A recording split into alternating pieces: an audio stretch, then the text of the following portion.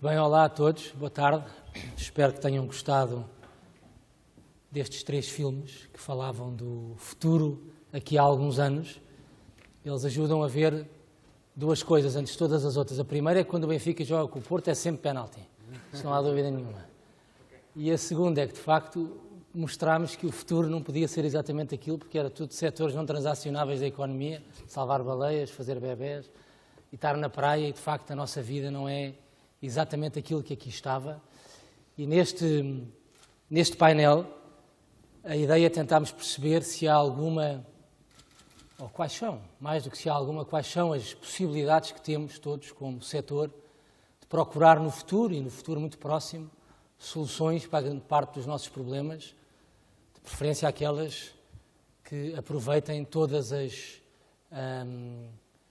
os ativos que estamos disponíveis, como, por exemplo, a tecnologia, que ali era muito presente nestes filmes. Portanto, eu começo por apresentar os membros deste painel, aqui, a partir aqui do Francisco Titónio Pereira à minha direita, que é o diretor de Multimédia e Novos Negócios da RTP. A seguir temos o Henrique Monteiro, que é o diretor coordenador editorial de novas plataformas no Grupo Empresa. Depois temos o Pedro Araújo Issá, que é o CIO da Cofina e, portanto, um Chief Investment Officer com a responsabilidade dos jornais gratuitos da área digital e dos novos investimentos. O Pedro Nunes Pedro, administrador do Público. O Rolando Oliveira, vice-presidente da Control Invest e com responsabilidades sobre a área de estratégia global do grupo.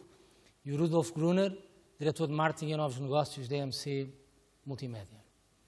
Nós temos agora julgo que sem intervalo, não é?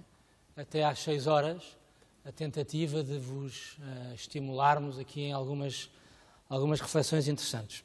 E a primeira, e portanto o modelo que vamos usar, eu faço uma pergunta e depois corremos todos os membros do painel sobre cada uma dessas questões. E evidentemente depois haverá aqui a possibilidade de interagirmos uns com os outros. E o primeiro ponto é que não é por acaso a escolha deste tema do Back to the Future. Seguramente se lembram do filme de Robert Zemeckis e lembram-se com certeza da história do filme, não é?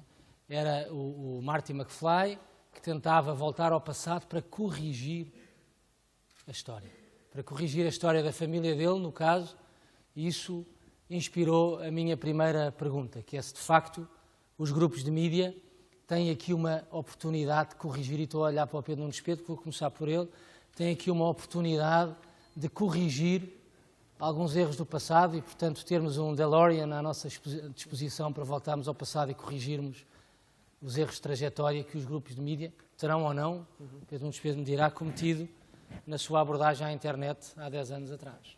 Muito obrigado, Martim. Está a funcionar? Queria agradecer só ao Pedro, novo presidente da APDC, o convite que me fez e agradecer a presença também do Martim por este convite. Nós, em relação ao passado, eu acho que o Henrique conhece bem aqui a história do Público.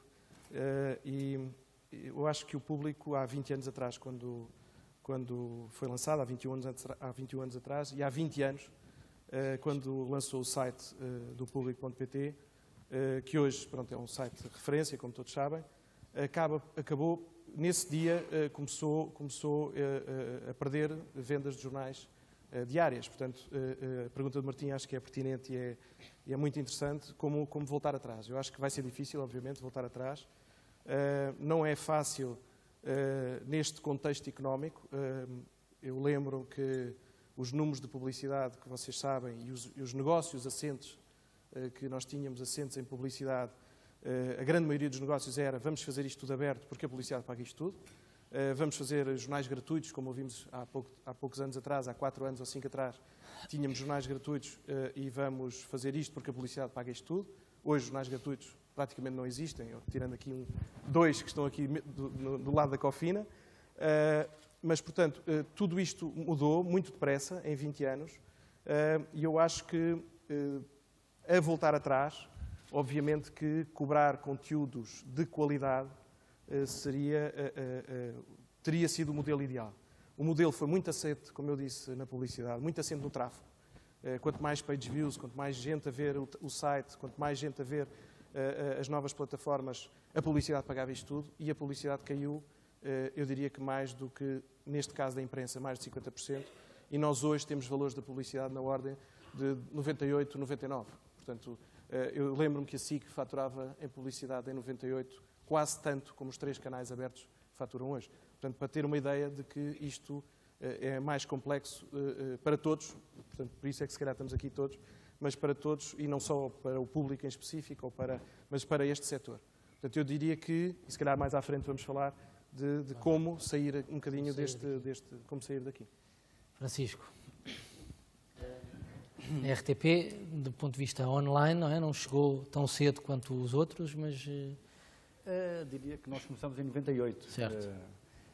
E, portanto, eu penso que nesta perspectiva, o fascínio é precisamente o facto de, provavelmente, o digital e a internet provavelmente não seriam o que são hoje, com, enfim, a adesão massiva que hoje temos em todos os setores de atividade, se tivesse nascido como uma rede fechada e condicionada a nível de acessos. E, portanto, acho que não é sequer hipótese de pensarmos em corrigir o que quer que seja. As coisas são o que são. Estamos a lidar com uma mudança de paradigma a todos os níveis e portanto, há que cavalgar esta onda sabendo que todos que estamos a lidar cada dia com o novo e, de certa forma, com o desconhecido. Isso também é que é o grande desafio. Eu penso que a grande oportunidade que o digital nos trouxe foi que esbateu as diferenças. Hoje, qualquer player, em qualquer parte do mundo, está em condições de igualdade com todos os outros. Já não é as condições de acesso à tecnologia ou o orçamento que cria barreiras. E, portanto, o desafio é extremamente interessante e eu penso que os modelos acabarão por surgir. É uma questão de tempo. Portanto, na tua perspectiva, Francisco, não valeria a pena redesenhar, como o Pedro Nunes Pedro dizia, a história recente, não é? Porque, se bem percebi, provavelmente a NET não teria ganho tanta escala quanto ganhou se as coisas fossem fechadas. Acho que a grande promessa da NET foi o gratuito e foi isso que lhe deu força e que a fez crescer. E, portanto, é com isso que temos que lidar, é a partir daí que temos que lidar e não tentar andar para trás. Aliás, eu penso que corrigir a história de facto, só nesse filme é que se corrigiu a história. É difícil andar para trás. Henrique, nós na empresa houve uma correção de tiro, não é? Fecharam-se alguns dos conteúdos dos sites, muitos dos conteúdos dos sites, e começou a cobrar-se em algumas dos conteúdos que estamos a disponibilizar em outras plataformas. Depois nós vamos olhar para elas em concreto, mas ainda neste conceito de corrigir eventuais erros anteriores ou não é? Pois, a primeira coisa que eu discordo é que a NET seja gratuita, porque a NET não é gratuita. Quem tiver internet de graça, que diga como é que eu gostava de ter também. Internet paga-se aos operadores, os produtores de busca ganham dinheiro com a internet, quem não ganha dinheiro com a internet são os produtores de conteúdos noticiosos. Portanto, só é gratuita porque nós, como se diz na minha terra, e peço muita desculpa, somos lorpas. É a minha primeira ideia. E, portanto, enfim, o Pedro Nunes Pedro já disse, e eu concordo com ele, quando entramos, o Expresso entrou em 97 e até fui eu, por acaso, que fui o responsável operacional dessa questão, era subdiretor do Expresso em 97, e, na altura, nunca nenhum de nós, para dizer com a inteira verdade, pôs a hipótese de se pagar por conteúdos, porque estávamos fiados num modelo que até aí era mais ou menos um modelo de publicidade. Ou seja, nós, como tínhamos uma redução de custos, porque não tínhamos impressão, não tínhamos distribuição e não tínhamos isso tudo, essa redução de custos correspondia à redução de custos, que era o preço de capa, e o resto dos custos eram financiados ou pagos pela publicidade. Só que a publicidade depois enganou-nos. E fez uma coisa extraordinária, que foi aquela coisa de se ter que fazer um clique para contar com publicidade, que eu costumo dizer que é mais ou menos como ter um outdoor no Marquês de Pombal e só se pagar pelo número de pessoas que lá põem a mão, porque as outras podem ter olhado, mas não provaram concretamente, em absoluto, que a tenham visto inteiramente e que saibam de que é que se trata. E nós, a partir daí, começámos com um sistema de desgaste nas vendas dos jornais físicos e de um aumento brutal que continua, aliás, nas audiências da internet. E chegámos a um ponto em que eu penso que todas as companhias estão mais ou menos neste ponto, que é, neste momento tem um negócio demasiado grande para se desfazer dele, mas que ainda não dá suficientemente dinheiro para se poder dizer que é inteiramente autónomo. E é nessa situação que nós estamos, e na empresa penso que estamos como os outros, nos aspectos melhor e noutros não tanto, mas enfim. Agora, o que nós fizemos, e eu penso que esta indústria tem que fazer, é separar basicamente dois conceitos. Um é o conceito de notícia como commodity, aquela coisa que toda a gente tem e que é igual em todo lado. Outra é notícia com valor acrescentado. Ora, acontece que nós, como só temos semanários, temos mais capacidade, enfim, de fazer notícias com valor acrescentado, provavelmente, do que nos diários, embora os diários também tenham várias notícias com valor acrescentado, não estou a dizer o contrário. Mas o que acontece é que, se nós não cobramos pelas notícias que têm valor acrescentado, e disso fazem parte de entrevistas exclusivas, entrevistas interessantes, reportagens em sítios onde não foi mais ninguém, onde, de qualquer forma, há um investimento grande, notícias em exclusivo, quer dizer, há uma série de notícias que só se encontram e de opiniões que só se encontram num determinado jornal ou assinado por determinados jornalistas. Não, isso já existia, mas que foi começado a ser dado. Já. E é esse aspecto que eu acho que nós temos que recuar. Porque se nós não recuamos e achamos que isto deve ser gratuito, certo, só temos duas hipóteses. Ou ser como a RTP e ser tomados pelo Estado e o Estado, através dos impostos, subsidiar a nossa atividade, é uma das hipóteses, não me parece muito harmoniosa, ou entregarmos num braço de uma fundação ou de uma empresa qualquer que seja benemérita e que queira perder dinheiro todos os anos, que é aliás o que acontece com a SONAI, felizmente para o jornalismo, digo eu, mas se calhar infelizmente para a SONAI, admito, ou então, a terceira hipótese é deixarmos de ser jornalistas independentes e órgãos de comunicação independentes e passarmos a ter agendas secretas, agendas escondidas e formas mais ou menos enviesadas de dar informação que interessa a cada um dos lados, e isso é o fim do jornalismo. E eu acho que nós temos que encarar também esta terceira hipótese, porque ela já existe. Existe cá em Portugal e existe em todo o mundo também, esta forma enviesada de fazer... Vamos talvez aqui ouvir o Rolando, que tem 2 jornais diários no grupo e, portanto, tem esta dimensão do online. Certo, mas estava a pensar nesta dinâmica de que o Henrique falava, da produção de uma grande quantidade de conteúdos que depois são disponibilizados, de facto, através dos sites e disseminados através deles, como dizia o Francisco, o que pode ou não trazer escala ao fenómeno da net, mas que tem um custo grande. Portanto, como é que na Control Invest estão a olhar para esta ideia de corrigir os erros do passado? Ainda estamos aqui nesta dimensão. Antes de mais, obrigado pelo convite. Eu acho isto de voltar ao passado, gostávamos todos, mas não é possível. Mas é possível aprender com esses erros todos que já se fizeram no passado. O Henrique Monteiro tocava aqui num ponto que foi o início do modelo que tinha a ver com a partilha daquele filão que era também as comunicações. Ainda hoje esse filão não é partilhado com ninguém, ele tem razão. O acesso à internet é gratuito para os conteúdos. Ele é pago para ter acesso. Claro. E ainda hoje esse modelo não foi partilhado. E no passado aconteceu, muito destes episódios tiveram também a ver com as próprias empresas de telecomunicações. Houve vários, no mundo todo, em Portugal também houve isso, houve vários processos de fusão entre mídias e telecomunicações, houve várias fusões, houve afastamentos, houve cisões. O Grupo Control Invest hoje é fruto de uma parte, exatamente de uma cisão que antes tinha tido uma fusão com o antigo Grupo Luz ao Mundo e com o Grupo PT. Portanto, sempre houve, no passado, houve sempre este experimentar, errar e falhar e tirar novas soluções. Uma delas foi o afastamento entre as telecomunicações e os meios de comunicação social. Falhou esse modelo por inteiro, falhou no mundo todo, houve várias fusões que também vários grupos que também se cindiram após grandes fusões por esse mundo fora. As grandes lições, o que fazer hoje, o que corrigir. Há determinados conteúdos que podem ter aproveitamento nas plataformas pagas, nomeadamente o vídeo. O vídeo é um conteúdo nobre que pode ser explorado nas plataformas pagas, mas já há muito que perdemos o comboio de fazer os conteúdos noticiosos, informativos, como conteúdos pagos. Eu digo há muito, quer dizer, é possível recuperar, toda a gente no mundo neste momento está à procura de modelos, mas apesar de vários modelos que existem pelo mundo fora, os paywalls, os modelos mitigados, as várias experiências que estão a ser feitas, nenhuma ainda tem sequer um véu de sucesso, uma história de sucesso para contar.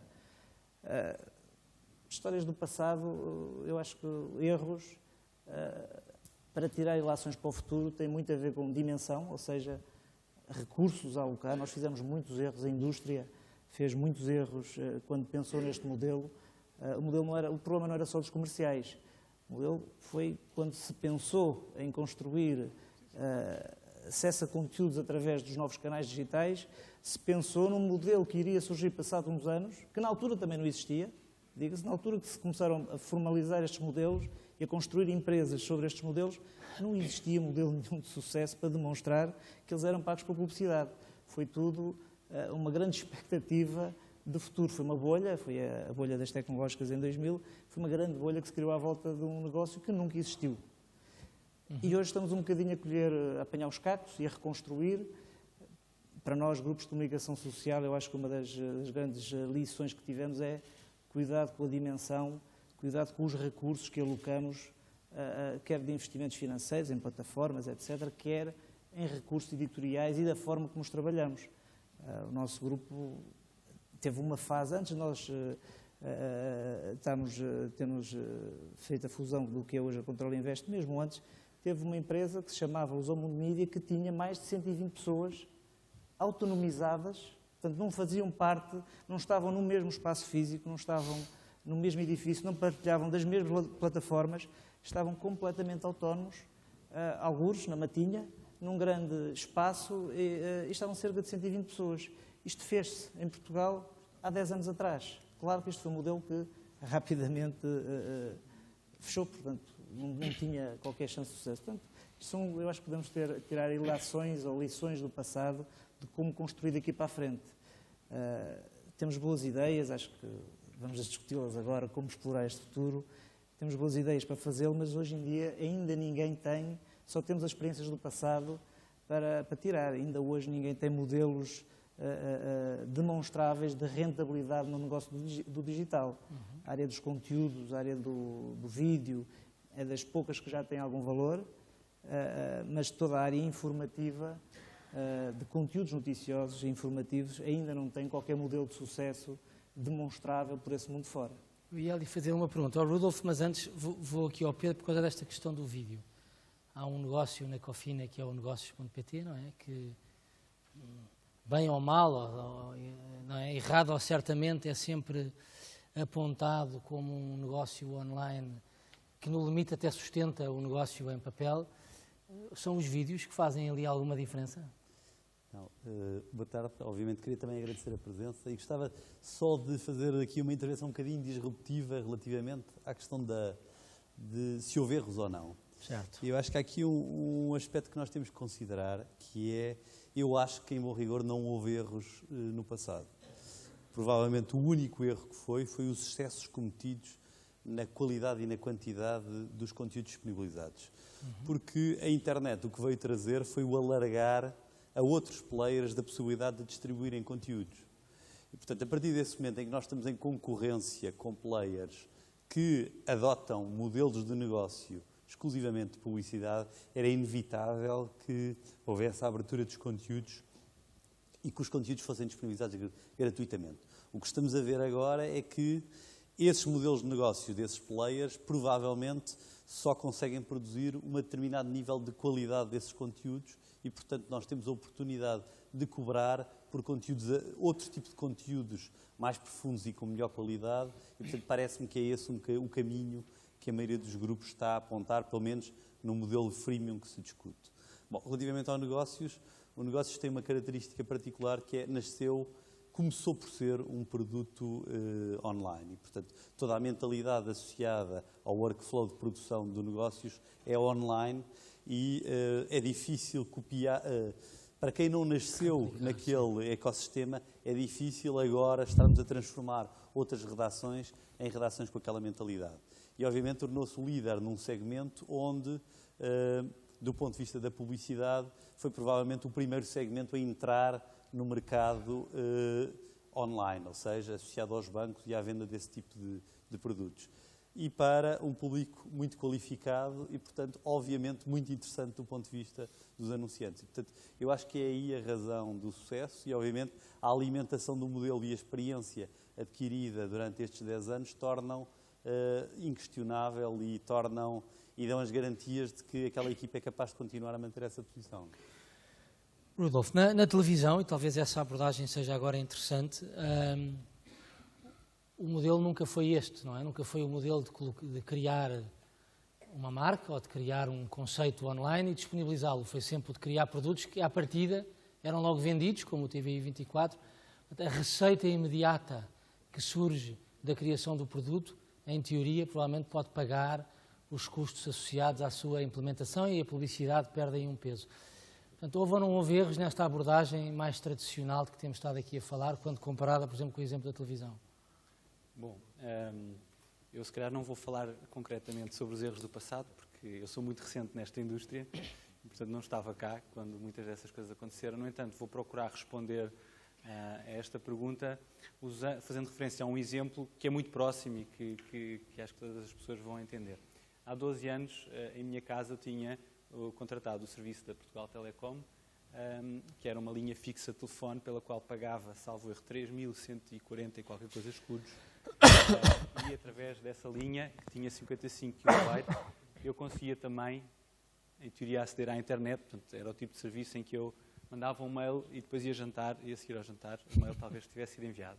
Tinha televisão, só 4 canais, mas na altura, para as minhas expectativas, era suficiente, era aquilo que todas as pessoas tinham.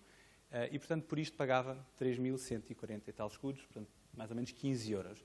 Se há 12 anos alguém me tivesse dito que 6, 7 anos depois ia estar a pagar 100 euros a um operador triple play para ter fibra com 50 megabits, mais Sport TV, mais internet e por aí fora, eu diria que era impossível. Pronto, e na verdade aconteceu. Agora, isto não aconteceu num mês, nem num ano, levou vários anos a acontecer e claramente eu estou a pagar hoje 100 euros por algo que não é equivalente àquele serviço que eu tinha quando pagava 15 euros. Tenho 70 canais, tenho gravadores de vídeo, tenho, enfim, um conjunto de coisas, tenho 3 e 4 pessoas em simultâneo na minha casa a aceder à internet e a fazer diferentes coisas, consoante o segmento, e portanto, eu estou a fazer a referência a este exemplo para tentar dizer que eu acho que é possível mudar, apesar de erros que possam ter sido cometidos no passado. Eu penso que estamos perante, usando aqui uma expressão de uma mudança de paradigma que pode permitir que as coisas de facto mudem. Agora, eu acho que elas não vão mudar sozinhas, portanto está nas nossas mãos, enfim, do lado da indústria, dos publishers, de fazer algo tão significativo, ou enfim, suficientemente significativo, tal como aconteceu neste outro negócio, para que as pessoas de facto estejam dispostas a pagar. Atualmente, olhando para o cenário da mobilidade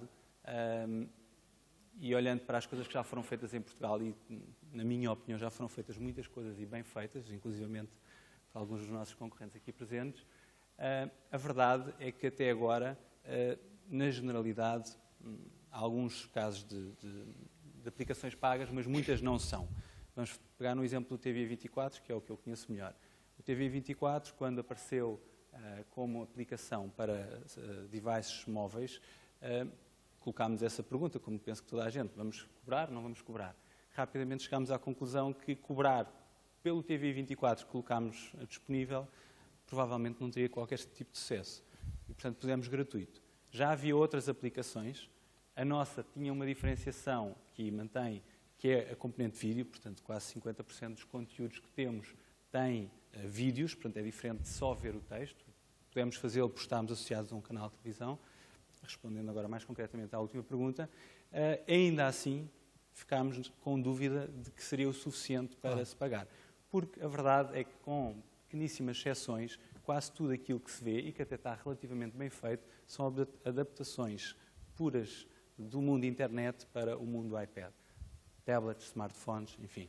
Quando, mais ou menos, acho que já toda a gente percebeu que a forma de conseguir que alguém possa vir a estar disposto a pagar por conteúdos em mobilidade, quando não os paga na internet fixa, penso como o Henrique referiu, é que de facto esses conteúdos sejam especiais. Eu tenho 70 canais e pago 100 euros, antes tinha 4 canais e poucos serviços. Como é que isso pode ser feito? Obviamente investindo para criar conteúdos que realmente sejam diferenciadores. Agora, o problema está que isto é uma pescadinha de rabo na boca. Se achamos que não vai haver dinheiro, não vamos investir em criar conteúdos e não conseguimos sair muito daqui. Agora, novamente, eu acho que está nas mãos da indústria e nas nossas mãos de conseguir resolver este problema.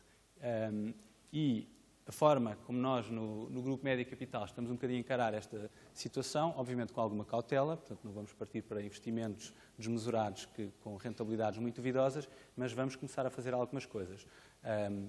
E vamos fazê-lo olhando concretamente para o tipo de necessidades e para o tipo de devices que temos. Vou dar um exemplo concreto, eu gosto de usar números porque torna sempre as coisas muito mais palpáveis. Nas nossas aplicações móveis, nós temos uma curva de utilização, em concreto nos tablets, completamente diferente em termos de distribuição horária ao longo do dia do que em qualquer outro serviço que nós prestemos de internet. Concretamente, os nossos picos de utilização, por exemplo, no TV24, são entre as 11 da noite e a 1 da manhã. Isto é completamente diferente de tudo o resto. O que é que nós tiramos daqui? Tiramos o chamado fenómeno do sofá. Portanto, as pessoas veem tablet quando as crianças foram dormir, quando já responderam, enfim, já conversaram com o seu companheiro e têm finalmente um bocadinho de tempo. Associado a isto, temos vindo a descobrir outros fenómenos, que penso que são também mais ou menos conhecidos. Vemos que há um fenómeno curioso de interação em simultâneo entre tablet e televisão. Bom, isso pode nos permitir pensar em criar serviços e conteúdos que, de alguma forma, tirem partido disto e que não fazem sentido estar em qualquer outro meio ou, ir daí, partir então para modelos pagos. E, portanto, para não alongar muito mais a minha resposta, é um pouco esse caminho que procuramos percorrer. Não foi combinado, íamos exatamente entrar nesta ideia agora do modelo de negócio. Ainda antes de irmos ver exatamente como é que se concretiza depois o modelo de negócio, acho que é interessante tentarmos perceber, se estivéssemos aqui com o Filipe Charte à frente, que modelo de negócio é que vamos construir. E eu começo pelo Pedro, eu começo cada uma das perguntas por cada um dos oradores, tentei ligar cada uma das perguntas, aqui, pelo menos à percepção que tenho de cada um dos oradores, nesta ideia do cargo que o Pedro ocupa na Cofina. Se tivesse agora de pensar num modelo de negócio, que modelo de negócio é que vai funcionar nos próximos 10 anos, ainda antes de entrarmos na preocupação exclusiva do conteúdo, exatamente qual é que deve ser, que modelo é esse? É um modelo apoiado em que pressupostos, digamos assim? Eu gostava só de, se calhar, voltar um bocadinho atrás, não é voltar um bocadinho atrás, é fazer uma explicação de qual é a nossa visão sobre a evolução do consumidor, porque acho que precisamos compreender o consumidor para depois compreender a realidade, como é que pomos aí um modelo de negócio em cima. E a verdade é, o consumidor, do nosso ponto de vista, e portanto qualquer um dos players aqui, seja papel, rádio ou televisão, era até alguns anos atrás exclusivamente através daquela plataforma. Com a internet veio criar uma lógica dual, ou seja, continuou a consumir o jornal em papel e passou a ter disponível a internet. A questão da mobilidade trouxe um alargamento desta lógica e, no fundo, a efetiva transformação do consumidor em consumidor multiplataforma. Eu diria, relativamente a todos nós que estamos aqui, que somos claramente uns early adopters de consumo digital de mídia, o que temos é, provavelmente de manhã, quando acordamos, ligamos o portátil, vemos uns e-mails e umas notícias, ou o iPad. No caminho para o escritório, provavelmente, no telefone móvel, vemos os e-mails que recebemos e vemos outra vez algumas notícias. No escritório acedemos por PC e à noite, quando chegamos a casa, temos acesso através do portátil, através do iPad ou através do Kindle. Pronto.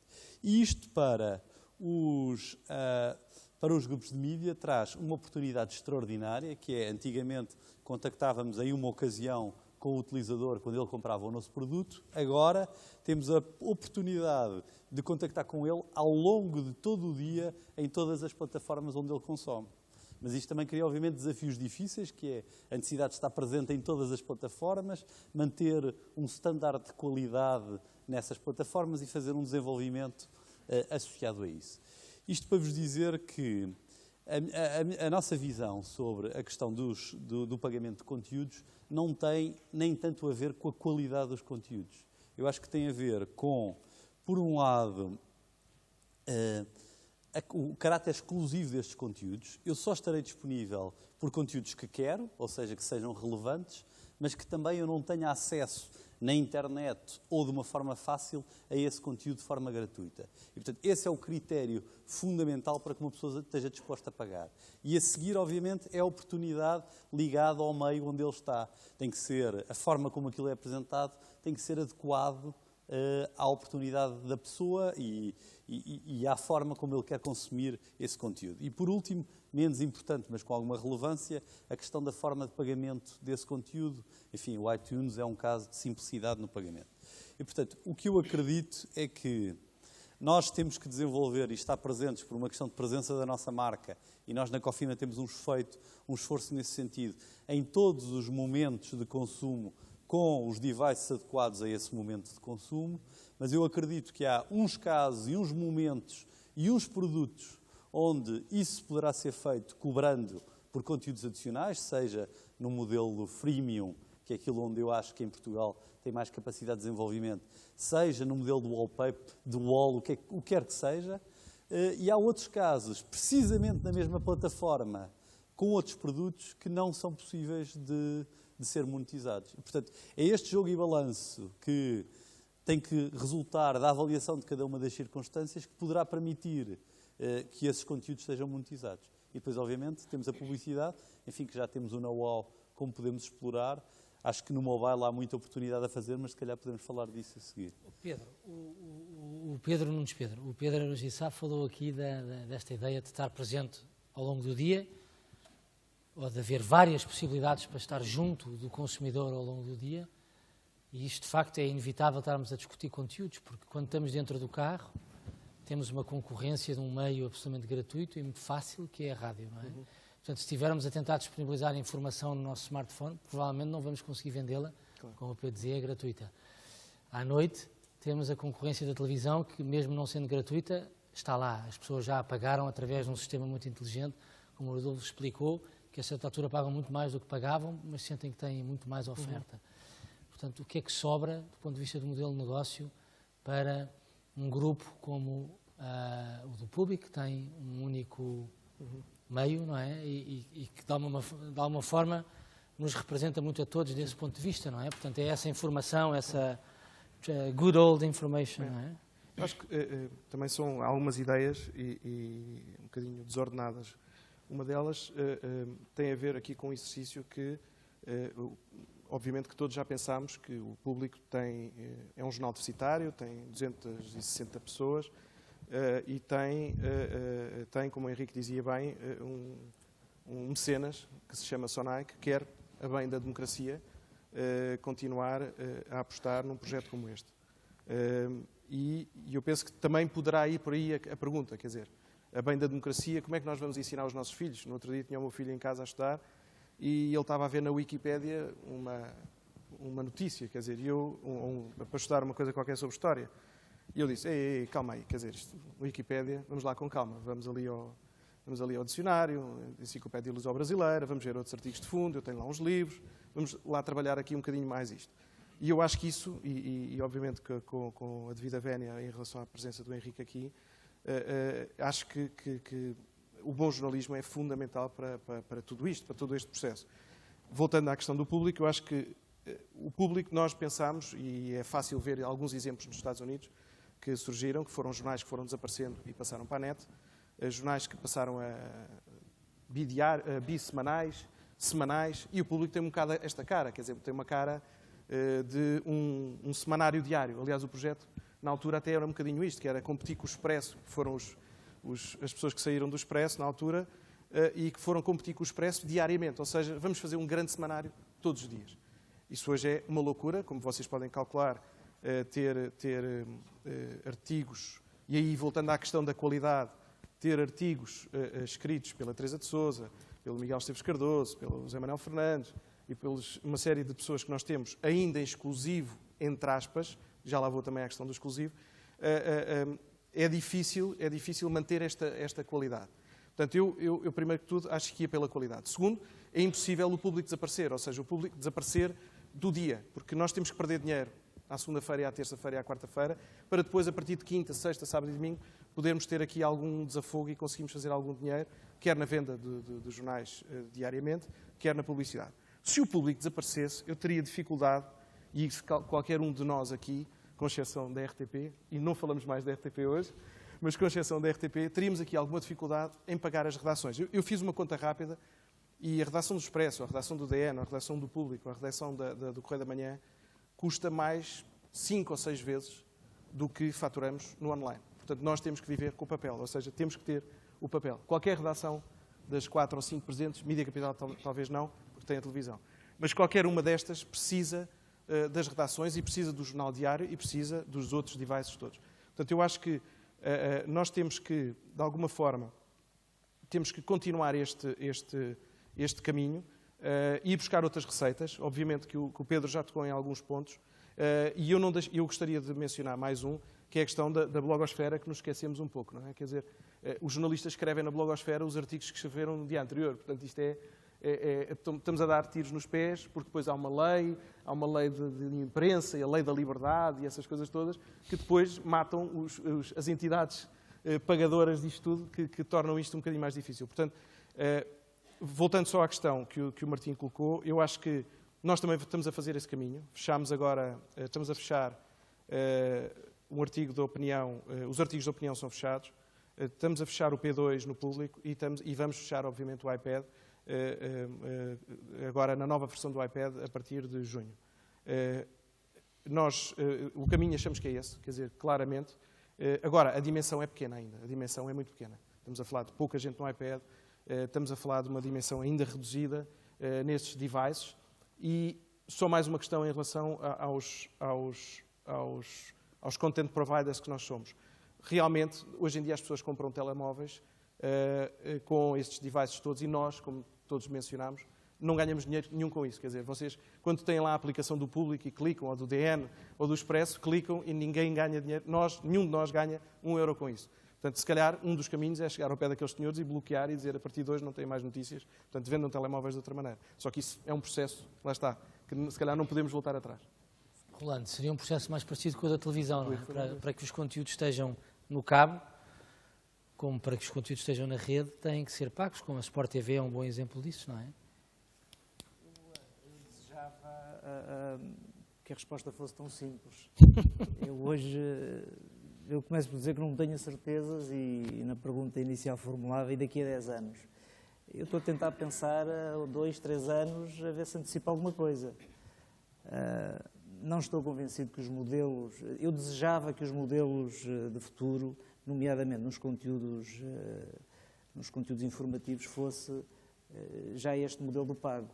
Mas, como eu já tinha dito há pouco, não há um exemplo único para seguir. Há várias experiências de grupos com muito mais recursos e meios para promover, para pressionar estas soluções e não estão a ter o sucesso ou a resposta que o mercado devia dar. E, portanto, não estou convencido não estou convencido de solução nenhuma. Como enfrentar este futuro? Certamente para qualquer um dos grupos de comunicação, o digital é o nosso futuro, ou seja, nenhum de nós pode dar ao luxo de não estar presente. E, obviamente, fazer investimentos, alocar recursos no digital. Mas é hoje, seguramente, a menor parte do nosso modelo de negócio, das nossas receitas. Portanto, um bocadinho de precaução.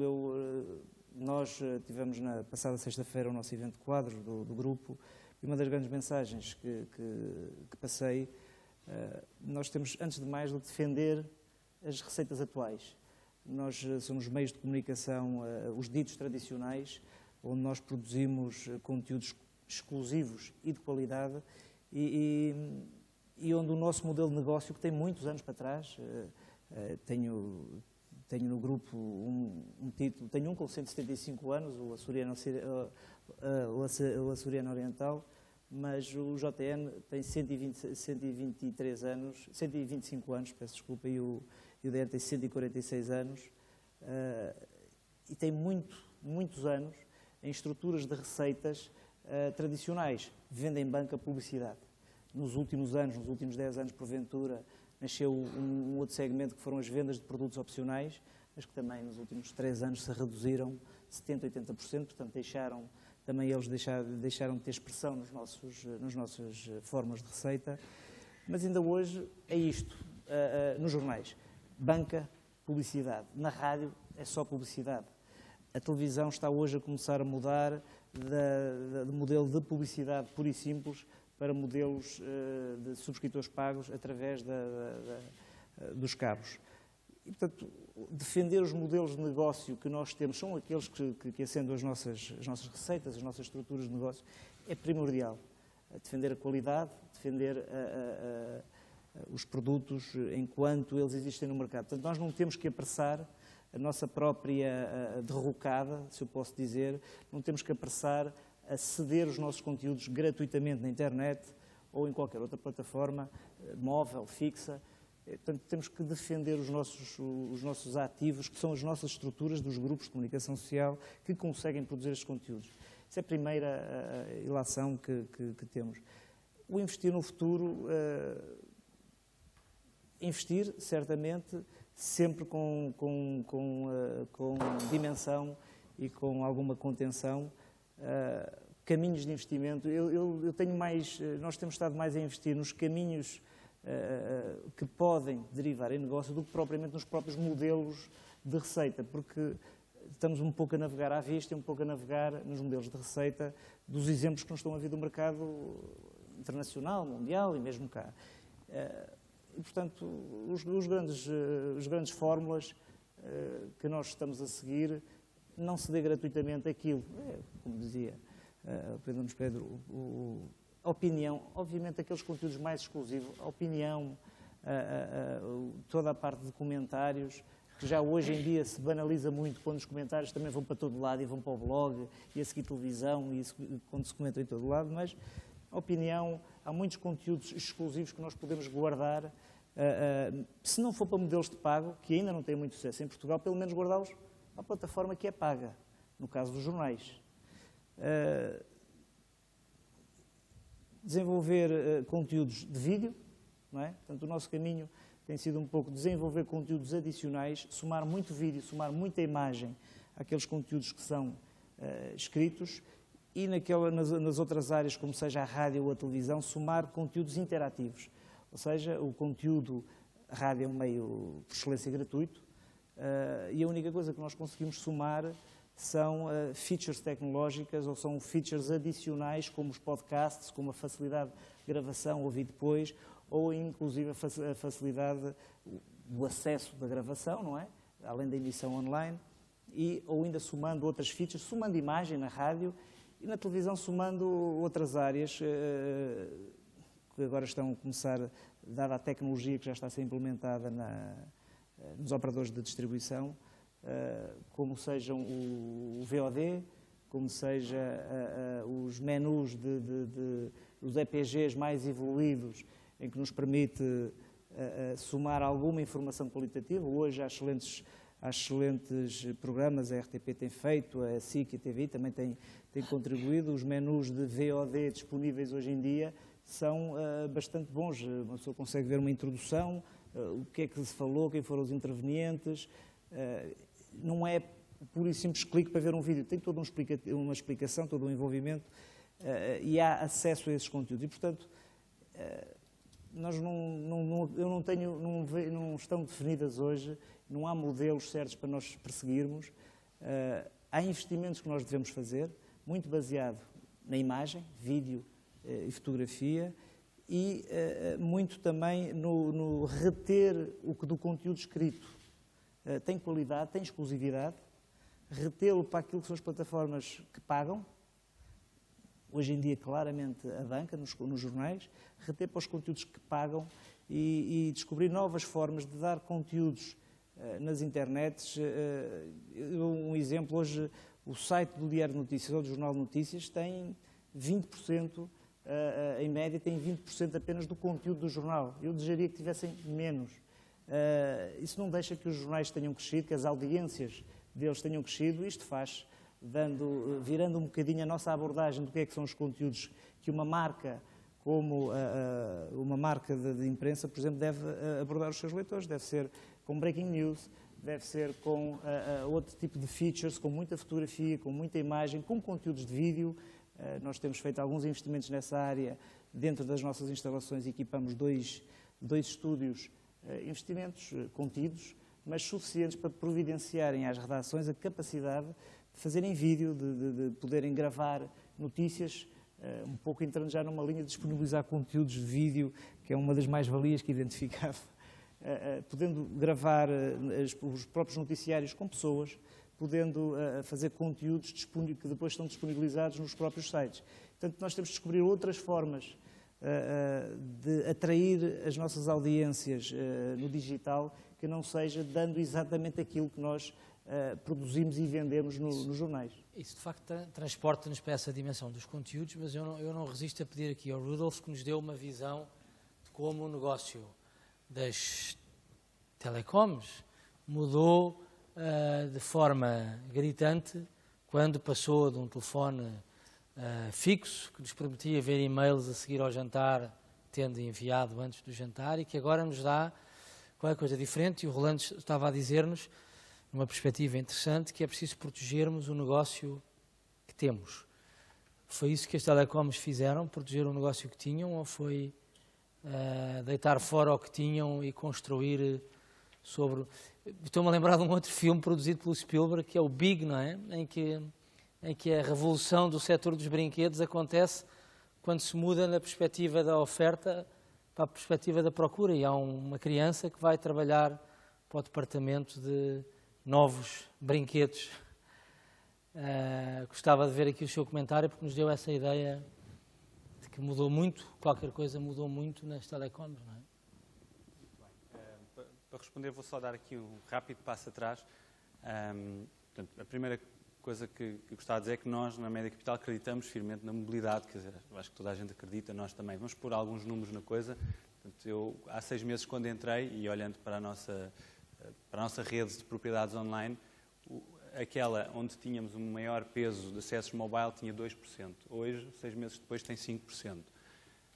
Vemos estudos que dizem que em 2, 3 anos os acessos móveis à internet vão exceder os fixos. Não sei se vai ser em 2, 3 anos, na verdade devido, pelo menos em Portugal, pode ser 4, pode ser 5, pode ser 6, mas vai acontecer. E já estamos a entrar numa fase mais exponencial da curva. Agora, portanto, dito isto, nós vamos querer estar e vamos querer fazê-lo. Agora, temos um problema, e indo um bocadinho à questão que colocou. As pessoas compram um tablet por 500 ou 600 euros. Pagam ao operador, de onde eu vim, facilmente 20, 30, 50 euros por mês para poderem usar dados. Mas a verdade é que, isto dá-me alguma satisfação dizer agora que estou do lado dos conteúdos, eu não vi ninguém emoldurar um tablet, por mais bonito que seja, nem vi ninguém olhar para o tablet só para ver quantas barras de rede é que lá tem e fazer testes de velocidade. As pessoas, obviamente, não vamos esconder, têm um entusiasmo grande, e há aqui uma questão de consumo que tem um apelo imenso pelo device em si, mas posto isto, resolvido esse tema, a partir daí o que interessa é os conteúdos, e as pessoas querem ver as coisas. A grande questão é que pagaram todo esse dinheiro pelo device e pela ligação, mas depois, para pagarem 79 cêntimos para fazer um download, hesitam. Isto não faz sentido. Pagaram €1 antes, 5 minutos antes para beber um café, mas depois não pagam 79 cêntimos para fazer um download. Em bom rigor, se pensarmos, isto puramente no plano teórico, eu pago 99 cêntimos por uma música, pago €1 ou 2 por um jogo. Por um conteúdo como aqueles que nós produzimos aqui nestas cadeiras, nem se devia pagar por download, devia-se pagar, e não estou só a falar das revistas e dos jornais, estou a falar de coisas como o TV 24, por exemplo, é conteúdo dinâmico. Eu pago €1 por uma música, posso ouvi-la 1000 vezes, mas é sempre a mesma. Se estou a comprar um conteúdo que muda todos os dias e que por trás disso tem uma estrutura de custos que faça acontecer esses conteúdos, então ele devia ser pago. Infelizmente o mercado não está preparado. Bom, mas para concretizar, como é que nós estamos a olhar para isto? Nós no grupo não temos jornais, portanto não vou usar a referência dos jornais, vou usar a referência da televisão. A solução é pegar na nossa televisão e pô-la no iPad? Não, penso que não é assim tão simples. Na verdade é relativamente complexo. Mas tentamos concretizar isto com um exemplo. Nós temos uma série juvenil, que é Os Morangos com Açúcar, que tem um fenómeno também engraçado. Portanto, a série dá entre as 6 e as 8 da noite e a essa hora nós temos um pico imenso de tráfego no nosso website, onde passamos em streaming o conteúdo. O que é que isto quer dizer? Quer dizer que os miúdos vão ver Os Morangos com Açúcar no computador e não na televisão. Porquê é que o fazem? Provavelmente porque preferem estar a ver sozinhos no quarto em vez de estarem na sala com os pais. Bom, então vamos pegar nos Morangos com Açúcar e vamos pô-los no iPad. Também não. Temos que passar um pouco mais além disso. Quem é que vê Os Morangos com Açúcar? São crianças, juvenis. Primeiro, a maioria deles não tem, provavelmente, um tablet de 500 a 600 euros.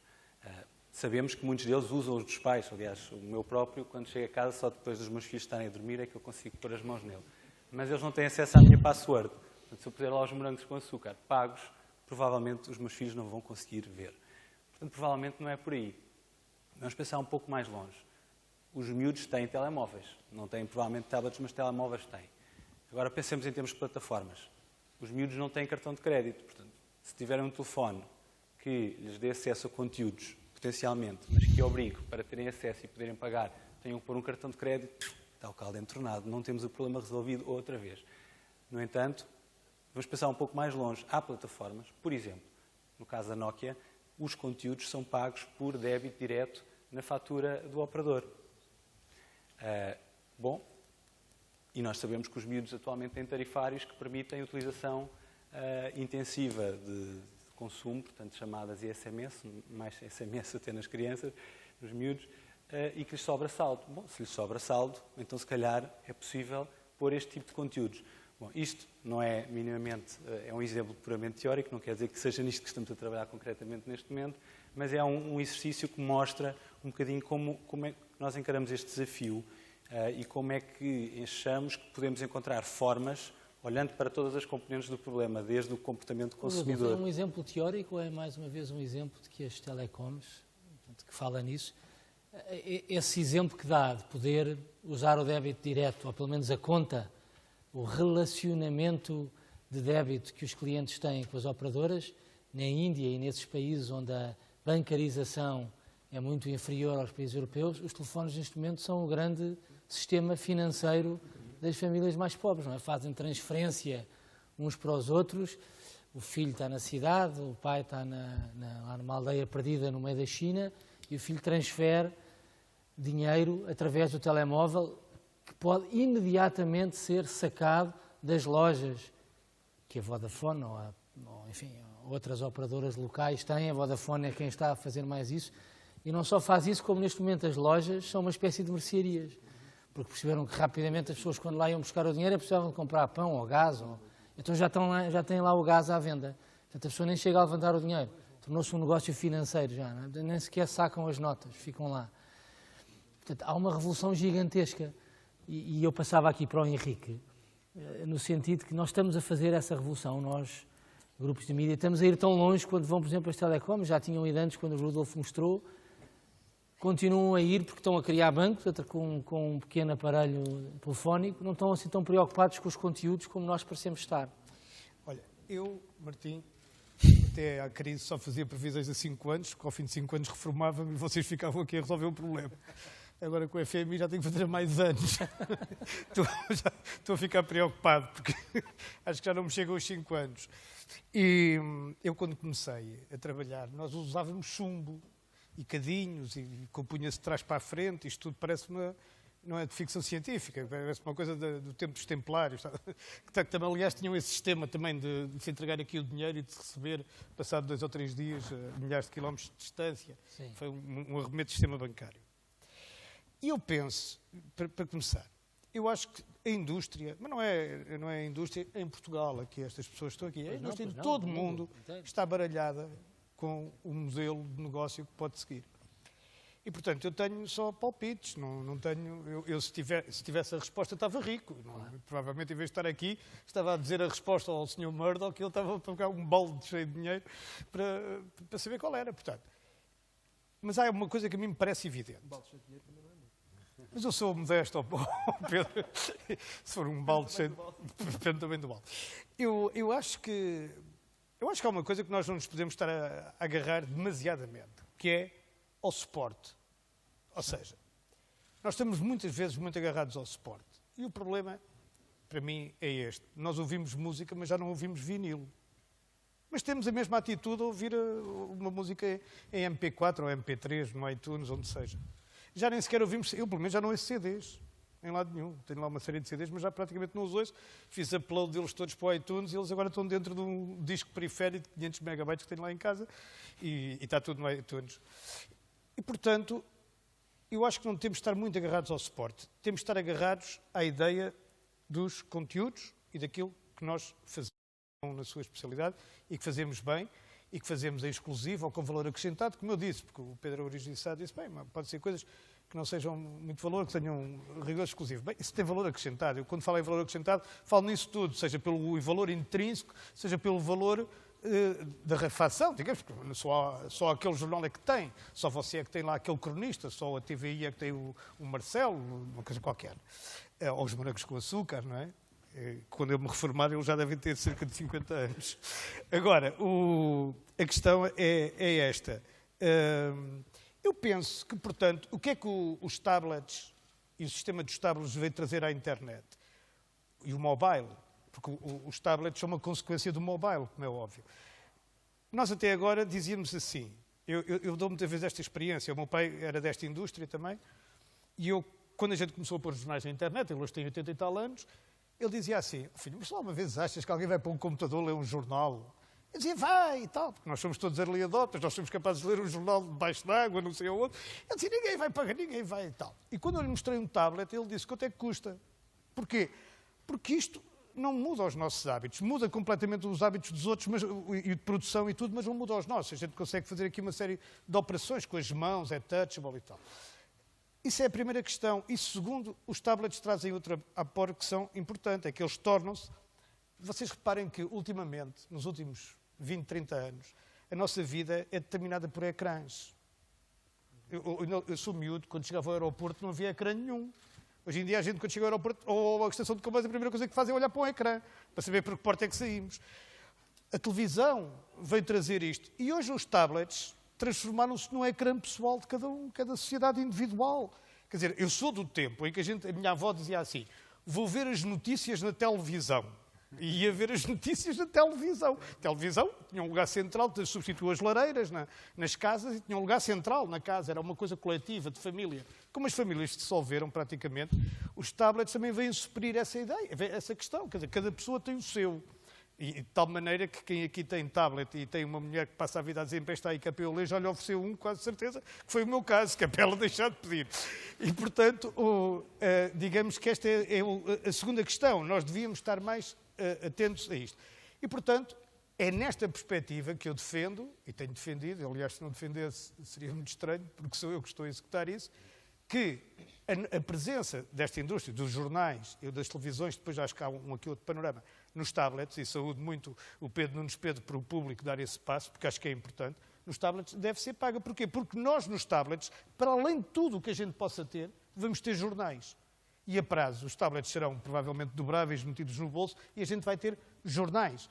Provavelmente os jornais tal como eles são hoje, porque não é por nós podermos ver o filme Guerra e Paz que deixámos de ler ler o livro Guerra e Paz. Não, os jornais vão subsistir, não estou a dizer que tenham que subsistir em papel, mas vão subsistir com aquela configuração, mais ou menos, com a configuração que a gente dá hoje aos jornais. O Pedro Queiroz está a dizer que não, e ele depois, a gente dá-lhe 3 minutos para ele dar a sua tese. Isto independentemente do resto que a gente possa pôr de conteúdos nestes ecrãs. Agora, sobre aquilo que tu perguntaste, sobre os modelos, eu acho que a gente tem este modelo, que é o modelo fechado, que é o modelo de jornal, o modelo tradicional. Digamos, queres ler, paga, depois tem o problema da Apple levar 30% ou 40%, no caso com os impostos. Enfim, tem vários problemas aqui associados, mas é um modelo fechado. Depois temos o que é que Eu não fazemos... sei se as pessoas têm essa noção, provavelmente todas têm, não é? Operação... O modelo de negócio não sei se quer exexplicar, o modelo de O negócio modelo de negócio é que a gente, o download faz através da loja da Apple e a Apple tira 40% do preço de capa que cada coisa tem. Bom, E além de tirar 40%, tem outro detalhe importante, não é? E não dá os dados também do. Não, dos e não nos permite a nós, indústria, fixar o preço. São eles que Sim, fixam. pois, aquilo é por plataformas de preço e tal. Bom, mas depois temos o problema do que é que fazemos nos conteúdos na internet, aqueles que são free. E alguns deles, como aqui já foi dito, não deviam ser free. E o que é que a gente lhes faz? E aí temos o modelo de paywall e temos o modelo freemium. Eu estou de acordo com o que disse o Rolando. Ainda não há um caso de grande sucesso. Quer dizer, há casos de grande sucesso, mas são de jornais globais em inglês e a gente não pode aqui reproduzi-los porque não temos dimensão. E são jornais económicos, tem razão. Financial Times, Wall Street Journal. E a gente não tem dimensão nem mercado para poder reproduzir. Mas, de qualquer forma, é uma coisa que temos que, digamos, que temos que acompanhar com interesse, porque é também um modelo. Sobretudo, se nós tivermos a opção, e se a opção for de entrar nos tablets, nós temos que permitir àqueles que são nossos subscritores nos tablets serem subscritores também num computador, justamente por causa das horas que aqui já foram descritas em que as pessoas fazem o quê quando estão a trabalhar. Depois há um outro modelo, que é o modelo telecom. Também já aqui foi mais ou menos descrito. Não sei se no futuro as empresas de comunicação social não se relacionam com a telecom, como as empresas de televisão se relacionam com os distribuidores de televisão. Querem lá ter conteúdos? Ok, vamos fazer aqui um acordo, vocês pagam tanto e o Diário de Notícias, pronto, para não dizer o Expresso ou a Visão, estão lá. É outro modelo que é impossível. Há ainda um modelo que os jornalistas gostam muito e que eu acho horroroso, mas tenho que reconhecer que é um modelo desencapsulado. O modelo desencapsulado é ser vendido não o jornal, mas cada parte do conteúdo do jornal por preços mínimos, por cêntimos, micropagamentos. Ou seja, isso que levaria a que, por exemplo, num jornal como o Público, muita gente podia pagar para ler o Miguel Esteves Cardoso, enfim, ou o Pacheco Pereira, para dar um exemplo, mas depois aquela parte, que é aquela que ainda por cima provavelmente custa mais, os jornais todos, que é aquela outra informação toda, que é preciso para constituir o jornal, ninguém compraria, e portanto isso minava completamente o dever de informação e alguma da parte mais substancial e importante para a democracia dos jornais. Depois há um outro modelo que nasceu na Eslováquia, que eu acho que é um modelo interessante. Na Eslováquia, o que é que aconteceu? Vários grupos de comunicação social associaram-se e têm pagamentos para todos. Ou seja, com a mesma password e com a mesma conta, entra-se em todos os jornais da Eslováquia, sendo que depois os jornais fazem as suas contas entre eles pelos acessos que sabem que têm. É um modelo, digamos, cooperante, ou como vocês queiram, que é também interessante e que pode funcionar em países como nós. Aqui uma homenagem ao Martim Avilés, que está a fazer isso exatamente para o Expresso, os países como nós. E, por último, a gente combinou não falar ao modelo da RTP e do mecenato, que é o modelo de se ter alguém que pague isto tudo e a gente continuar nesta alegre vida de ir ou perdendo dinheiro ou vislumbrar que não está a perder agora, mas vai acabar por perder também. E, portanto, que é o pior de todos os modelos, penso eu, e é o modelo de não fazermos absolutamente nada. Se me perguntares qual é o modelo que eu prefiro separar aquilo que é valor acrescentado na informação, dentro da definição que fiz, do que não é, cobrar pelo que é valor acrescentado, não cobrar por aquela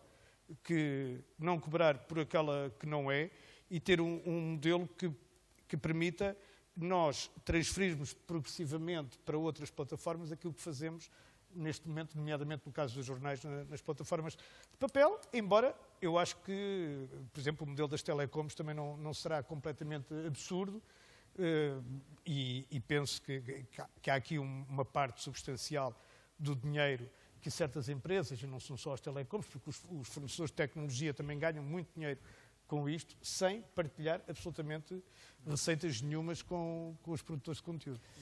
Francisco, há esta ideia de facto que a nossa indústria, esta indústria dos conteúdos, é das poucas que tem matéria-prima que não é paga, não é? O mesmo que a indústria da seda, fazer as camisolas que usamos sem pagar, sem comprar a seda a alguns. Mas eu tenho estado a ouvir e, portanto, beneficiando aqui do facto de ser o mais novo e estar a aprender aqui com este painel, eu ainda não ouvi ninguém falar, não sei se queres tu inverter essa tendência, ninguém falar no que é que as pessoas estão dispostas a pagar. Nós estamos sempre a falar do lado da oferta, daquilo que nós sabemos fazer. Eu sei fazer vídeos, eu sei fazer conteúdos. O que é que as pessoas querem quando abrem hoje em dia a televisão, quando abrem hoje em dia um jornal? Querem o que sempre fizemos ou querem outra coisa? Eu acho que esse é o ponto, e quando eu falava há pouco na mudança de paradigma, é precisamente isso, ou seja, o que se passa aqui a nível de modelo de negócio é quem o valor está em quem tem acesso ao cliente. Portanto, aí é que está o valor. E o problema aqui é que quer a imprensa, quer, nomeadamente, as televisões, foram perdendo esse acesso direto ao cliente. A imprensa, isto com o advento do digital, a imprensa controlava o acesso ao cliente pela banca, não a banca, isso controlava de uma outra forma, mas pela banca dos jornais, do ponto de venda, as televisões, porque a plataforma de distribuição era inerente ao próprio operador. E, portanto, havia o controle total e o acesso direto ao utilizador, ao cliente, se quisermos chamar assim. O problema é que nós fomos afastando desse acesso direto porque foram entrando outros players, seja pela quebra de monopólios, e entendamos, o que a NET trouxe foi o fim dos monopólios, nomeadamente o fim do monopólio do jornalismo. O jornalista perdeu o monopólio. Antigamente só os jornalistas é que faziam notícias. Portanto, as notícias eram feitas por um grupo e só esse grupo é que tinha direito e possibilidade de fazer as notícias. Por isso é que elas valiam dinheiro. A internet mudou isto tudo e mudou este paradigma. Ou seja, antigamente o poder do jornalista estava na capacidade de reter a informação e de controlar e na posse. Portanto, era o ter acesso a alguma informação e o conseguir retê-la até amanhã, até à madrugada de sábado, quando saía o título para as bancas. Isso morreu e mudou completamente. Hoje o poder do jornalista é precisamente o contrário. É a capacidade de partilha e a rapidez com que ele pulveriza os meios com esse conteúdo. E, portanto, isto desvaloriza esse bem, desvaloriza o conteúdo, não é? Há que encontrar outros modelos, porque esse valor perdeu-se. Porque o problema aqui é que, se eu não fizer isso, eu, enquanto jornalista, se não fizer isso, outro o fará. Porque a perda de monopólio significa que, se não for eu a dar a notícia, outro o dará em meu lugar. Os blogs são exemplo disso e a NET é um sistema de vasos comunicantes, onde eu, quando tapo alguma saída, surgem logo dezenas de outras que vêm comatar essa falha. Durante muito tempo, a decisão após a tomada de decisão de cobrar por acesso a conteúdos, a decisão seguinte era quando é que eu fechava o site. Porque isso significa que eu perco acessos, eu vivo da notoriedade e da relevância e, portanto, se não tiver público, eu não tenho sentido de existir. Esta questão do público parece-me extremamente interessante na procura de soluções, mas altamente arriscada, porque ao fechar acesso à opinião, que é, eu diria, de facto, o fator diferenciador da oferta, nomeadamente do público, podemos ir reduzir o mercado e, portanto, esmagar ou anular a notoriedade desses mesmos opinion makers, que é o valor que tem o público. E, portanto, nós entramos aqui nesta questão que o Martim coloca, o que é que o público está disposto a pagar? Porque, de facto, a fidelização em relação ao consumo de mídia é zero. É zero porque é o bem mais disponível que existe. Eu, desde a banca que está à porta da minha casa, onde eu leio as gordas, até à rádio onde eu vou ouvir as notícias, até à televisão, à net, quer dizer, eu sou, hoje em dia, inundado de fontes de notícias e, portanto, eu não tenho necessidade nenhuma de saber mais informação. Não tenho. Esta questão de podermos dar o highlight e depois, para mais informação, eu pagar por isso, eu não vou pagar por isso, quer dizer, não quero. hoje em dia vivemos no mercado da atenção. A nossa dificuldade neste momento é de captar a atenção do público. É de o público nos dar um minuto do seu dia. Nós hoje vivemos, há um estudo interessante, e nestas coisas os miúdos andam sempre muito mais à frente que nós. Um miúdo hoje em dia vive 72 horas por dia. Porquê? Porque ele faz 5 coisas ao mesmo tempo. Está a estudar, envia SMS, está na net a ver os morangos, eventualmente está também no Facebook. Quer dizer, o ritmo é muito grande, a atenção é o bem mais raro. E, portanto, nós, o que é que podemos fazer para captar essa atenção das pessoas? É oferecer conteúdos. E, portanto, a questão coloca, então, o que é que as pessoas pagam? Porque, de facto, se fechar acessos, as pessoas desligam, pura e simplesmente, os meios perdem a relevância total. Porque, de facto, o mundo mudou e nós temos que pensar de maneira diferente. Posso só fazer uma provocação? Está inscrito primeiro o Henrique, depois o... Não, é que a minha provocação é muito simples. Quer dizer, a gente às vezes, quando fala nisto, esquece. Estava aqui a dizer ao Pedro Arujo e Sá. Mais de 100 mil pessoas, 120 ou 130, ou lá que é, 1000 por dia, deslocam-se e vão comprar o Correio da Manhã. 110 ou 115 mil pessoas, todos os sábados, vão comprar o Expresso. 100 mil pessoas compram a Visão, 80 mil ou 70 mil a sábado, mais o Rolando dirá os seus números e o Pedro, o Nunes Pedro, os dele.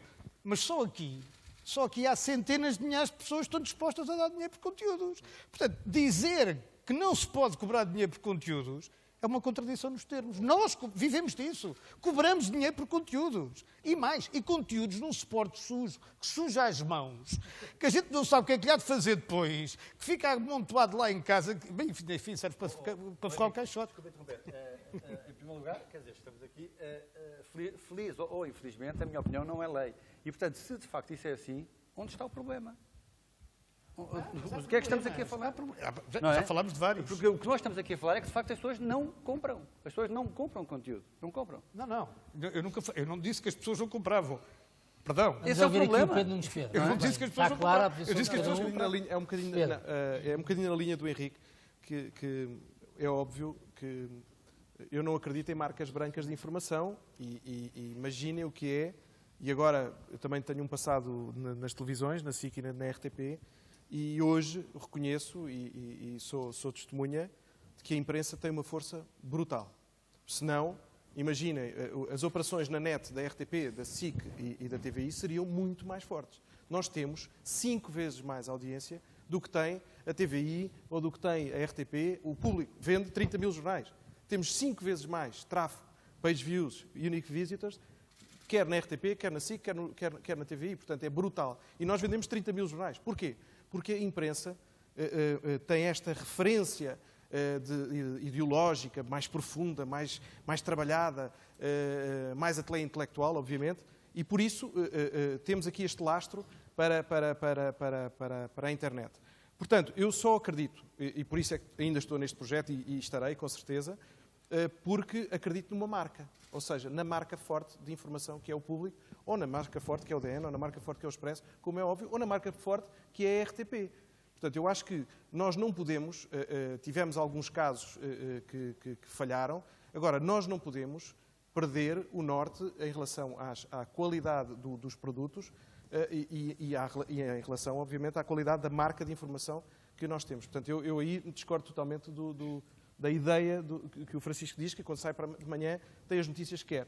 Não, eu tenho as minhas notícias. Obviamente tenho as notícias que quero, mas depois tenho as minhas notícias. Tenho as minhas notícias que eu vou ler. Os meus opinion makers, os meus líderes de opinião, os artigos que vêm nos diversos meios, para aprofundar o meu conhecimento e a realidade em que estamos. Porque senão vivíamos... Então era a Lusa, só existia a Lusa. Pedro, a questão é, se tiveres que pagar por isso, vais continuar a ler. Vou uma marca forte. Essa é a grande dúvida. Mas a dúvida aqui, temos ali o Rolando inscrito e eu não sei exatamente o que é que o Rolando vai dizer, mas comenta. É um bocado, Mas eu tinha aqui eu uma acho que pergunta para lançar. não quero refrasear o que o Francisco está a dizer, mas hoje em dia temos acesso, quando saímos de casa, temos acesso a uma miríade de plataformas.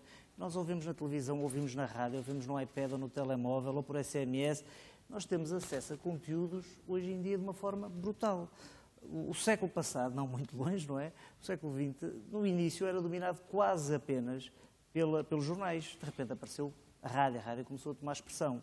Isto é histórico, já várias vezes os meios de comunicação, os produtores dos conteúdos foram tomados e tiveram que alterar os seus modelos de negócio. Isto não é novo. Quando entrou a rádio, tirou o poder, a hegemonia que os jornais tinham, que o escrito tinha, e trouxe uma coisa fabulosa àquela altura, que foi o imediatismo. Punhamos no ar e os jornais, quer dizer, achavam que iam morrer ali. Estão vivos até hoje. E depois ainda veio uma coisa em cima da rádio, que foi a televisão, que trouxe a imagem em cima do som e o imediatismo com imagens. Mais uma vez, uma grande revolução na indústria da comunicação, dos conteúdos. Continuou a haver espaço, houve reformulações, houve adaptações.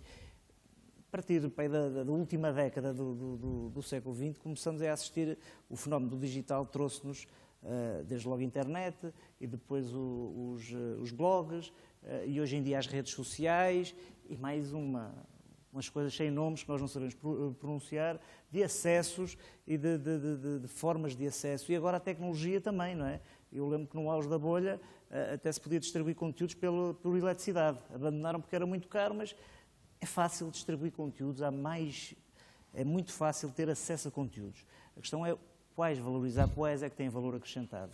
O Henrique tem aqui uma expressão, eu também a uso, e uso também tirada de pessoas com mais experiência, que é: nós produzimos conteúdos.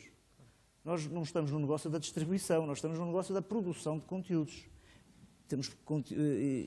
E aqui só também um reparo, produzimos conteúdos e uma das forças, por exemplo, dos jornais, não é a respeitabilidade, é a redação. Ou seja, nós temos nos jornais os grandes produtores de conteúdos, os jornais ainda hoje, marcam isto, espero que não esteja aqui a causar nenhuma suscetibilidade, mas marcam a agenda das televisões. As televisões começam a sua preparação, grande parte da sua preparação, com os jornais. Claro que têm toda a sua agenda também, mas começam a sua preparação diária com os jornais. E a citá-los? Desde logo a citá-los e a tirar as suas primeiras páginas, mas eu estou a falar dos telejornais, ou seja, o mundo ainda, quer dizer, os jornais são os maiores produtores e as maiores redações preparadas para isto. E é essa a vantagem que temos para o futuro. Muito bem, Pedro, também querias dizer qualquer coisa? Só dizer aqui, fazer uma referência aqui ao que me disse. Há uma referência aqui que o Henrique me disse relativamente àquilo que disse sobre a qualidade dos conteúdos. A questão não está só na qualidade, ou seja, produzir conteúdos com qualidade é inevitável. Portanto, sem isso não vamos ter que ninguém para pagá-los. A questão está, para além da qualidade, precisamos de algo mais. E essa é a questão da exclusividade e da relevância dos conteúdos. Estamos de acordo. Pronto. Há uma questão que tem aqui sido aflorada e que eu acho que tem que ser valorizada e que é a grande vantagem que os grupos de mídia têm para com todos os outros players que estão no mercado. Que é, nós na Cofina, que o ano passado vendemos 86 milhões de exemplares de produtos, portanto, mais 1 milhão, aliás, que no ano anterior, temos todos os meses 500 mil de pessoas que saem à rua, vai às bancas, faça chuva ou faça sol, compra os produtos e vem para casa lê-los ou vai para o escritório lê-los. Quer dizer, a relação de credibilidade e de confiança com estas marcas é uma coisa impensável para qualquer produto nativo digital. E isso é uma referência e um valor que nós temos que explorar e, obviamente, que a possibilidade de estarmos ao longo dos momentos em que as pessoas querem consumir produtos de mídia disponíveis com conteúdos de qualidade vai assegurar a continuidade das nossas marcas. Portanto, isso eu acho que não pode ser esquecido e é um valor que tem que ser valorizado. Rudolf, uma das apostas que a Média Capital está a fazer agora não tem nada a ver com o que temos estado a discutir, não é? É o site não sei exatamente como é que se diz, Planeo ou Planeo, em que basicamente estão a apostar como grupo de mídia em criar uma plataforma de venda de descontos, não é? Bom, eu antes de responder ia fazer aqui só uma correção, porque o Martim disse que era o mais novo, mas eu usei o meu smartphone, uma ligação Vodafone, consultei o conteúdo gratuito e verifiquei que não, eu é que sou o mais novo. O Martim Resta saber nasceu... se é trustable, se confiamos no que está aí Vamos ver, escrito. 16 de agosto de 72, 6 de agosto de 73, eu sou o mais novo. Então está bem. Apesar de ser gratuito, é de qualidade. Mas é 17, está mal, é 17 de agosto. É gratuito. É gratuito, enganaram-se num dia, está bem. Bom, sobre a questão do Planeo, é um projeto novo que estamos a lançar agora.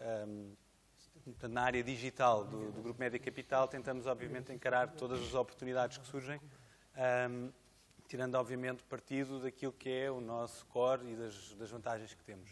O Planel, no fundo, é um negócio relativamente semelhante a outros que já existem na área do couponing, e podemos usar aquele que é mais conhecido, que é o Groupon, de compras coletivas. Já existem alguns, é um mercado recente em Portugal, começou no verão passado e neste momento já existem 3 ou 4 players relevantes e mais 10 ou 20 um pouco mais pequeninos. Nós vamos entrar também, poderá haver ainda outros players a entrar no futuro, alavancando essencialmente numa vantagem que já foi aqui referida, que é o facto de sermos um grupo de mídia e, portanto, podemos dar visibilidade às ofertas dos nossos parceiros que possivelmente os outros concorrentes não poderão fazer. Pronto, e sobre isto não há assim muito mais a dizer, a não ser que vai estar brevemente disponível e, portanto, convido toda a gente a inscrever-se. Acho que há uma coisa que é relevante dizer relativamente a isso aqui para o fórum de discussão, que é, eu já venho do online e do e-commerce e sempre ficava muito frustrado, enfim, nos meus tempos de Vodafone, quando ia internacionalmente e falava com os colegas de Espanha, Inglaterra e Alemanha, onde havia penetrações do e-commerce. A Inglaterra está a roçar os 50%, significa que 1 em cada 2 ingleses compra normalmente online. Na Alemanha é 40%, em França é 35%, em Espanha é 20%, em Portugal é menos 10%. E isto tem vindo a evoluir, mas evolui muito devagarinho. Portanto, o ano passado era 9%, este ano é 10%, para o ano há de ser 11% e está a levar tempo. Eu penso que este advento do couponing vai modificar um bocadinho este comportamento. Neste momento, acredito que o mercado do e-commerce, dos portugueses que pagam coisas online, expandiu rapidamente à conta disto. Acho que há muitas pessoas, temos dados que mostram que há muitas pessoas que compram cupons e que nunca tinham comprado nada antes na net, e isso pode, no fundo, ser uma boa novidade para todos nós noutras áreas de negócio. Muito bem, eu estou certo que continuaríamos aqui muito mais tempo, mas o tempo terminou. O tempo que tínhamos para esta sessão terminou. Eu suponho que isto agora continua. Portanto, julgo que cabe-me, em primeiro lugar, agradecer aos membros deste painel pelas excelentes reflexões que nos trouxeram, à PDC por nos ser permitido estar aqui. Eu não sei se há tempo para perguntas, porque há ali pessoas com vontade de fazer uma pergunta, mas tenho que perguntar isso aos organizadores. Muito bem, uma pergunta. Não, mas está ali uma primeira pergunta e depois o Pedro Queiroz tem o direito de resposta. Bem, eu não é propriamente um... Não sei se está-se a ouvir. Talvez pode apresentar-se e... Eu chamo-me Manuel Mendes Madeira, sou da Refer Telecom. Eu não é propriamente uma pergunta, é uma sensação... que fossem perguntas, porque temos muito pouco tempo. Bem, então não vale a pena. Pronto. Muito bem. Pedro.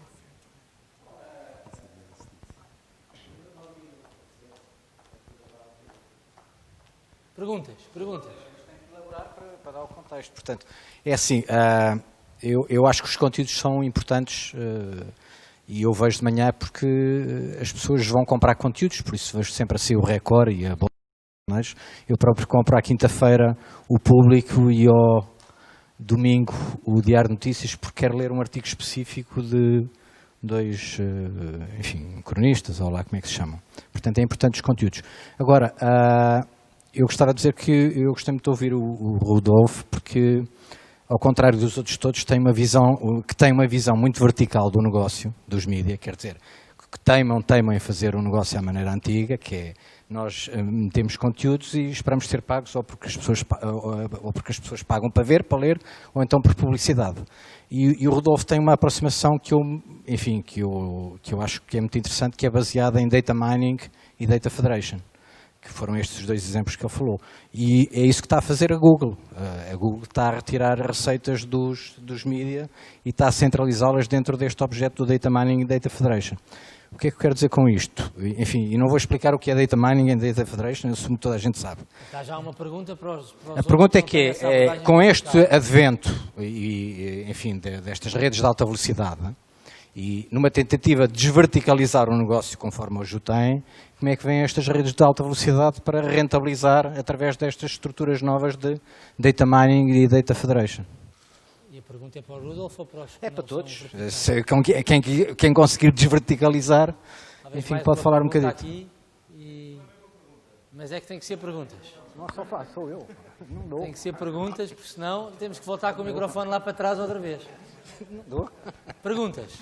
Não é uma pergunta. Eu como sabem... Eu faço como no TED Talk. Está bem. Não, mas eu, enquanto organizador desta conferência, sou o dono da bola. E antes de dar, digamos, o apito final aqui ao Pedro, quero fazer uma constatação e, se me permitirem, uma observação.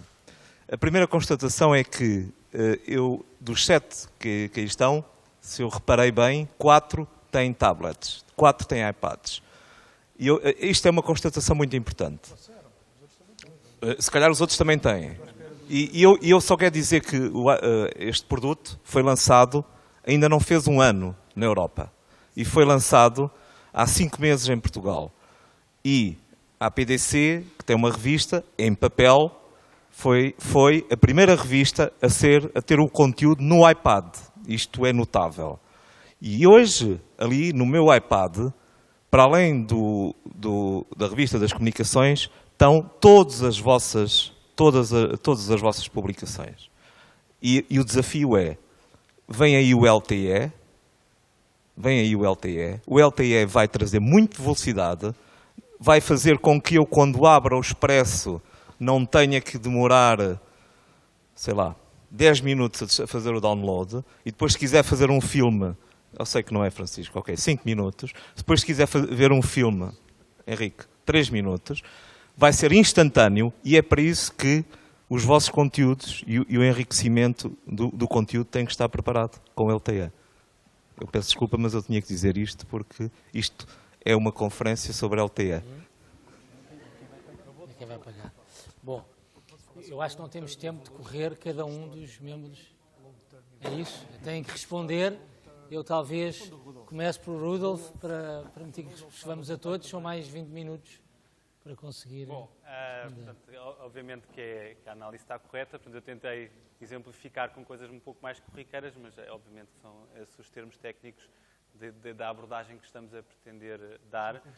São processos relativamente complexos e morosos que não se conseguem fazer de uma forma muito rápida, mas que, de uma forma estrutural e a médio e longo prazo, nós acreditamos que vão dar resultados melhores e, de facto, eficazes. No que diz respeito, em concreto, ao LTE e à quarta geração, nós achamos que vai trazer algumas coisas boas também para nós. Vou dar um exemplo concreto novamente. No TVI 24, como eu disse, procuramos diferenciar-nos pelo vídeo. Nós temos hoje vídeo na nossa app do TVI 24 que é melhor em termos de qualidade do que muitas televisões, pelo menos da minha, que está a precisar de ser trocada em casa. Agora, estamos algo limitados pela largura de banda que existe atualmente, apesar dos operadores terem vindo a evoluir muito e vão evoluir ainda mais agora com o LTE. Concretamente, no caso dos nossos vídeos, tivemos de desenvolver uma solução relativamente sofisticada de streaming adaptativo que detecta qual é que é a largura de banda disponível e, a partir daí, serve aquilo que for o melhor possível. Agora, pergunta-me, e estamos a prestar um bom serviço? Eu acho que não. Acho que muitas vezes as pessoas ainda veem vídeos na nossa app que não têm a qualidade necessária, apesar de ser, na minha opinião, muito superior à média. Mas não tem suficiente. O LTE claramente vai nos permitir dar mais um passo aí e, acima de tudo, achamos que pode vir a ajudar a resolver um problema que hoje não é grande, mas que no futuro esperemos que venha a ser, que é a capacidade. Hoje, se estivermos nesta sala todos a tentar ver vídeos ao mesmo tempo no iPad, vai haver um problema, especialmente se estivermos a servir com alta resolução. Com redes de alta capacidade, esperemos que esse problema da capacidade venha também a ser resolvido, porque cada vez vai haver mais pessoas a usar devices que possam usar redes 4G e, portanto, se toda a gente usar conteúdos pagos, como vão ser no futuro, e nós assim o faremos, isto depois pode vir a ser um problema pela via da degradação do serviço e da experiência do cliente. Muito bem. Eu, se calhar, se me permitem, já agora o adiantado, agora já respondi um bocadinho de atraso.